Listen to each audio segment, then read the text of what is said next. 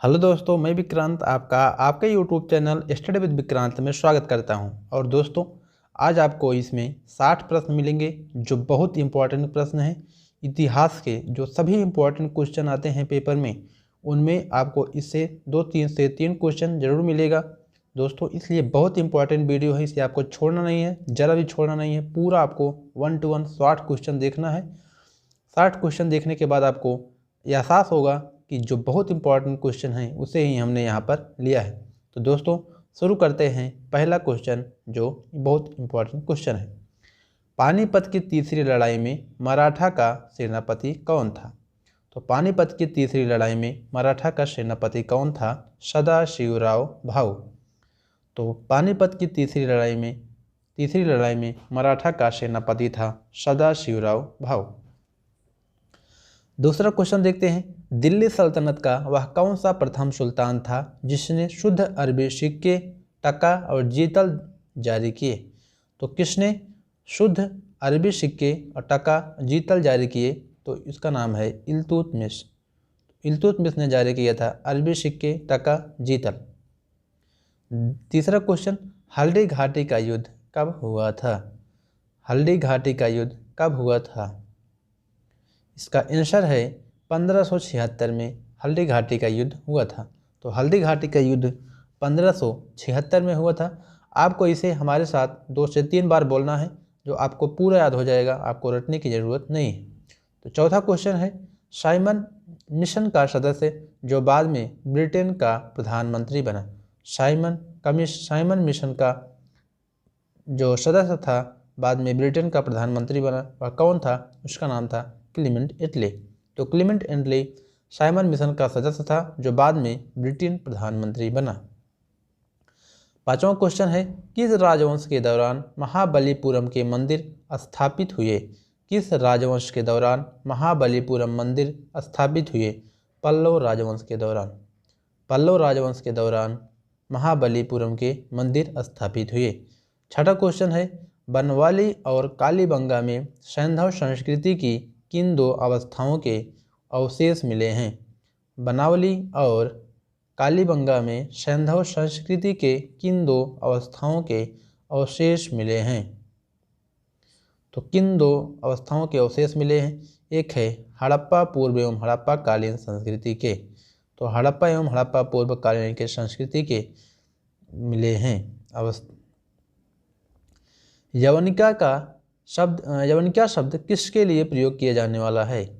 यवनिका शब्द किसके लिए प्रयोग किया जाने वाला है? तो यह है जो प्रयोग किया जाता है, यह यूनानी शब्द है। यवनिका प्रयोग किया जाता है जो यह किस शब्द का है? तो यूनानी शब्द है यह यवनिका। संस्कृति के नाटकों में पटाक्षेप के लिए प्राचीन यवद्वीप का आधुनिक नाम क्या है? संस्कृति के नाटकों में पटाक्षेप के लिए प्राचीन यवद्वीप का आधुनिक नाम क्या है? जावा।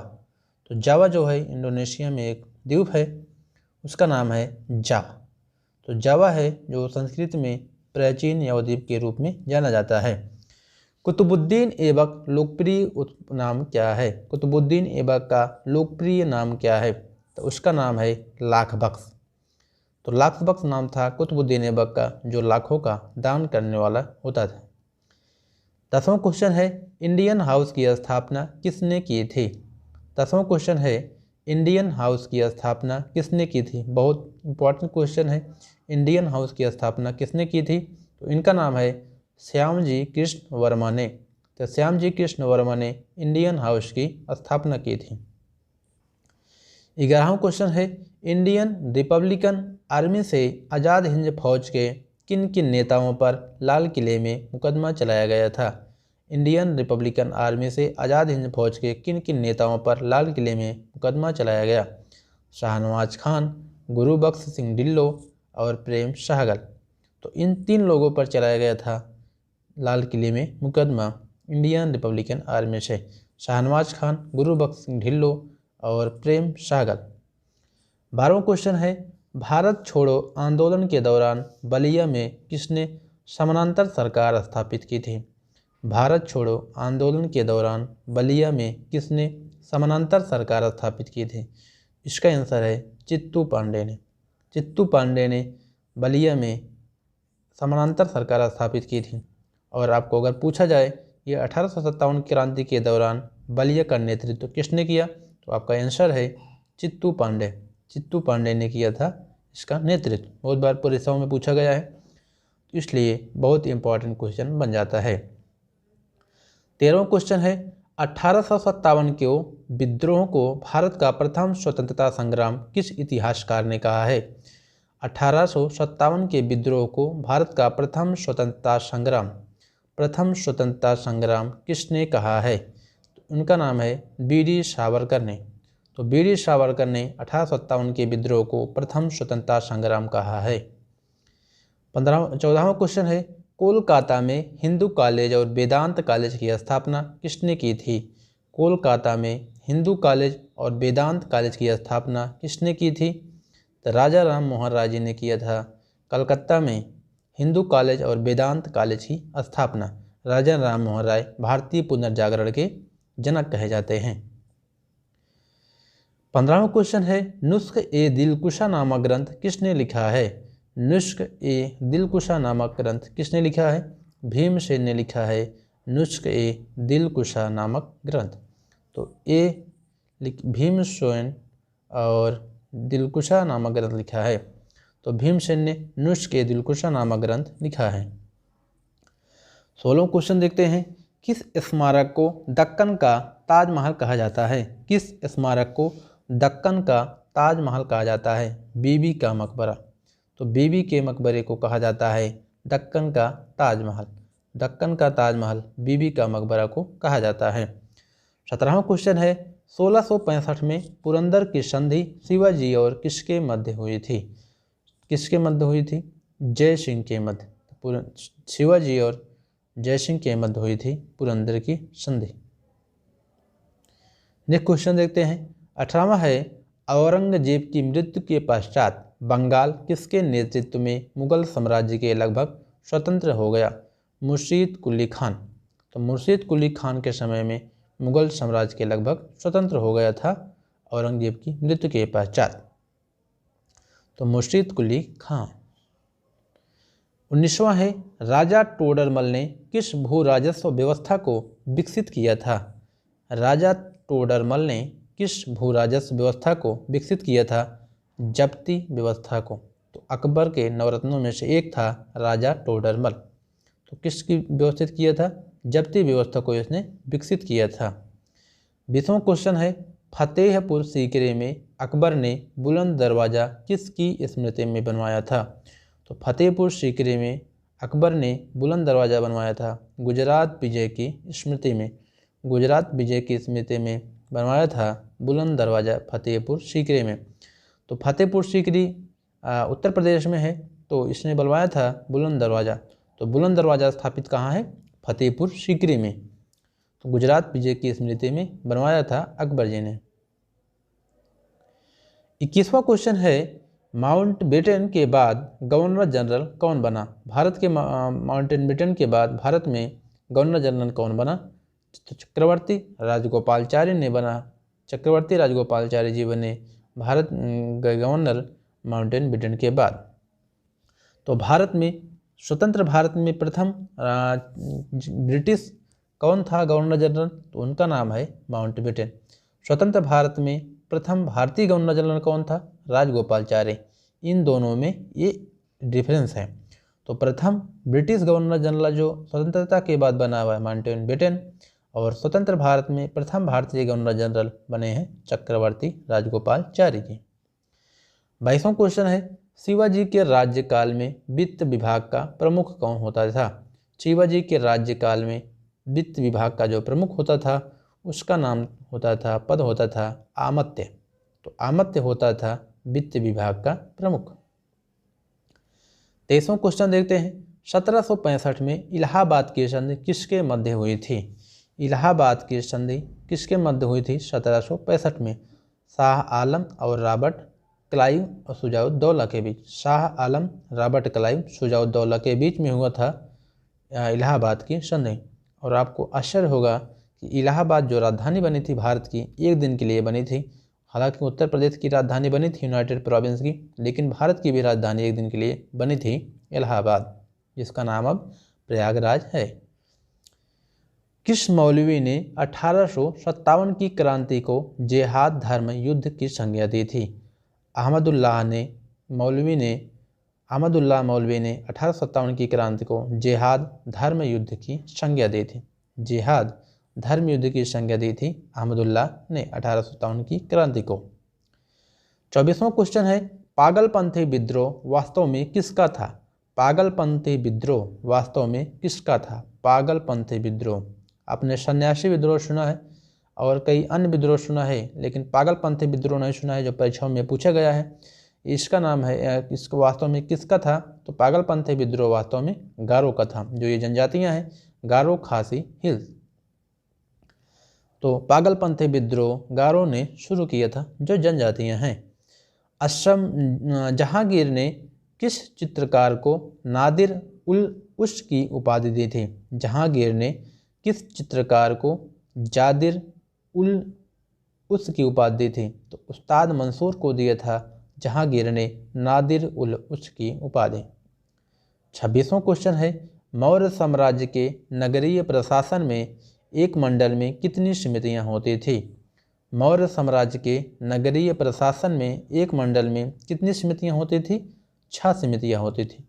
तो 6 समितियां होती थी मौर्य साम्राज्य के नगरीय प्रशासन के एक मंडल में। 27वां क्वेश्चन है, किस राज्य का प्राचीन नाम प्रागज्योतिषपुर है? किस राज्य का प्राचीन नाम प्रागज्योतिषपुर है? असम का नाम है। तो असम का प्राचीन नाम है प्रागज्योतिषपुर। तो प्रागज्योतिषपुर प्राचीन नाम है असम का। 28वां क्वेश्चन है, ईस्ट इंडिया कंपनी का पुराना नाम क्या था? ईस्ट इंडिया कंपनी का पुराना नाम था जान कंपनी। तो जान कंपनी नाम था ईस्ट इंडिया कंपनी की पुरानी नाम।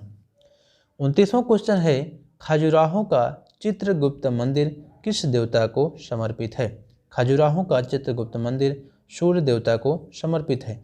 सूर्य देवता को समर्पित है खजुराहो का चित्रगुप्त मंदिर। 23वां क्वेश्चन है, भूदान आंदोलन किसने प्रारंभ किया? भूदान आंदोलन, तो भूदान आंदोलन प्रारंभ किया है विनोबा भावे जी ने। तो भूदान आंदोलन विनोबा भावे जी ने शुरू किया है।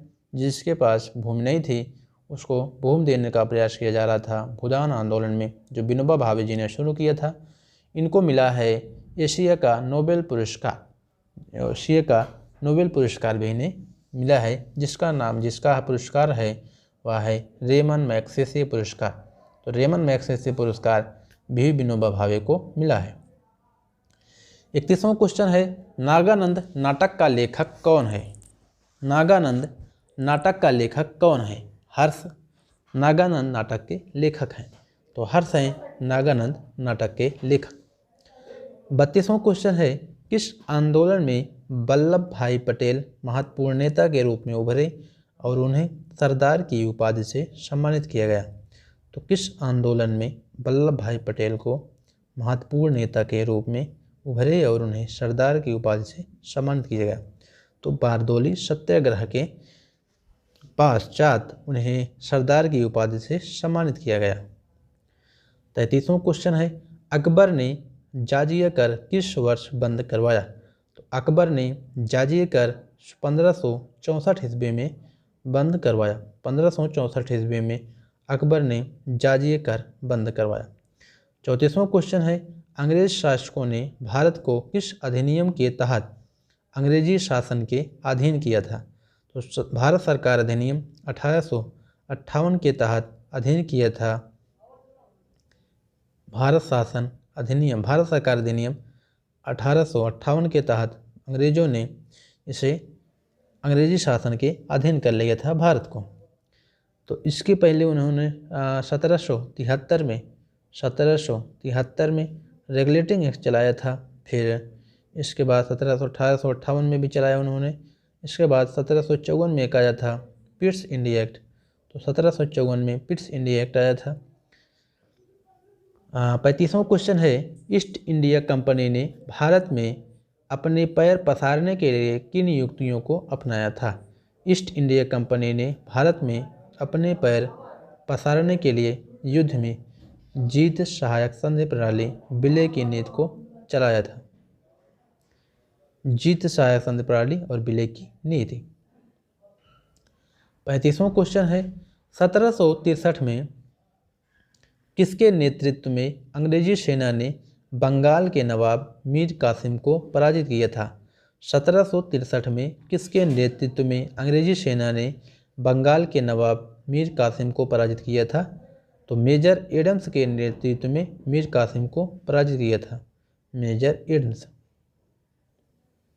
नेक्स्ट क्वेश्चन देखते हैं 36वां क्वेश्चन। सन 1749 से 1761 ईस्वी तक मैसूर का शासक कौन था? 1761 से लेकर के 49 से लेकर के 61 तक, 1749 से लेकर के 1761 तक मैसूर का शासक कौन था? तो हैदर अली। तो हैदर अली के बाद उनका पुत्र आता है टीपू सुल्तान। तो 1749 से लेकर के 61 तक मैसूर का शासक कौन था? हैदर अली। 37वां क्वेश्चन है मैसूर के शासक टीपू सुल्तान कब मारे गए? तो मैसूर के सुल्तान टीपू सुल्तान 1799 में मारा गया अंग्रेजों के साथ युद्ध में। अंग्रेजों ने युद्ध के पश्चात पंजाब, उत्तर पश्चिम सीमा तथा कश्मीर पर कब्जा कब किया था? तो अंग्रेजों ने युद्ध के पश्चात पंजाब, उत्तर पश्चिम सीमा पर तथा कश्मीर पर कब्जा किया था 1849 में। 39वां क्वेश्चन है अंग्रेजों के अधीन होने वाला भारत का अंतिम राज्य कौन सा था? अंग्रेजों के अधीन होने वाला भारत का अंतिम राज्य था पंजाब। जो पंजाब था भारत के अंग्रेजों के अधीन होने वाला भारत का अंतिम राज्य था। 40वां क्वेश्चन है लॉर्ड डलहौजी कब से कब तक ईस्ट इंडिया कंपनी के गवर्नर जनरल रहे? तो लॉर्ड डलहौजी 1848 से लेकर के 1856 तक लॉर्ड डलहौजी भारत में ईस्ट इंडिया कंपनी का गवर्नर जनरल रहा।